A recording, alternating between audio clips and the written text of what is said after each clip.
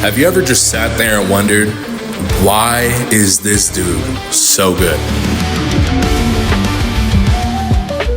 I'll tell you why right now. You see that cover? Look at that. Oh, unexpected. From cover. Aim kind of trash right now. Warm-up game, no problem. Cover. Enjoy the light show. Like, hold on. What am I shooting at? What? But it's all good. I got covered. Okay, now that we've gotten through with beating the dead horse, I'm gonna do this super fast because I'm not one to belabor a point. We're gonna start left to right. Overall score, kills, deaths, assists, revives, vehicle damage, capture points, and score streaks. That was simply for those who were wondering because I sure as hell was when I first started playing. Well, Sai, how do I get to the score streaks? No problem.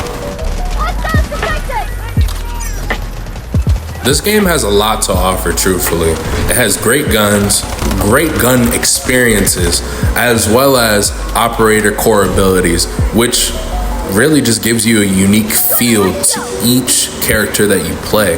And that's really the awesome part about Delta Force, is that with other shooters such as COD Mobile, for example, there's no uniqueness. It's just you got a whole bunch of character operator skins and they don't do jack shit besides your normal score streaks that everybody has been playing with for how long has Call of Duty been around? 20 years. Delta Force actually gives you that ability to have an in-depth shooter experience packed with adrenaline-filled gunfights, hardcore matchups.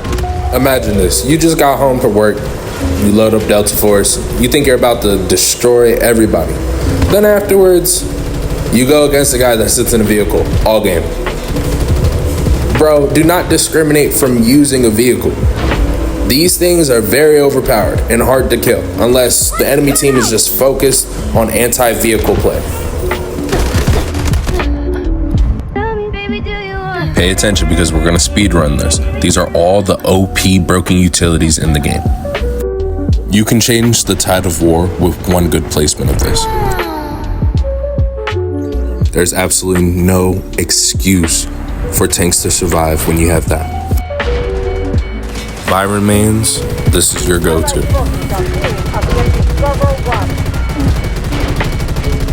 You can never go wrong with extra smokes, but specifically for toxic mains, use this. Another one for assault is the EMP launcher. What this is gonna do is disrupt enemy HUDs and destroy their technology as well.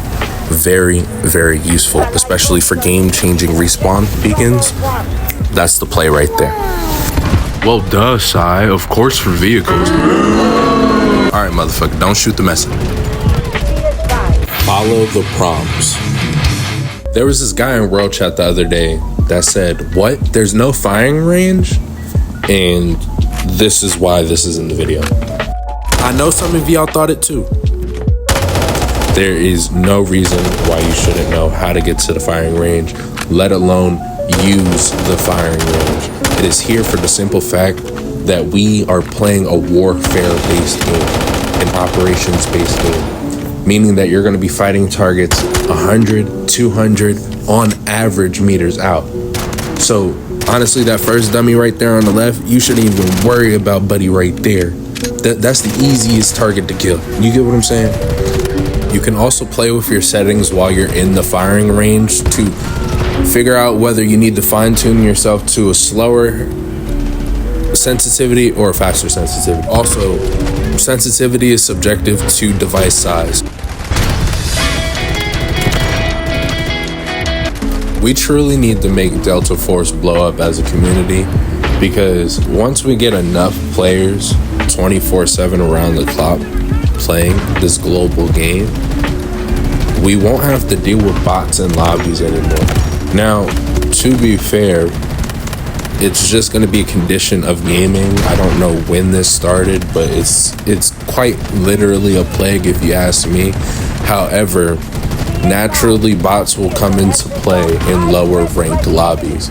However, the moment you get past like the third ranked tier or fourth ranked tier, You shouldn't have bots in your lobbies. And this is why it's important for us to come together as a community and help this game grow.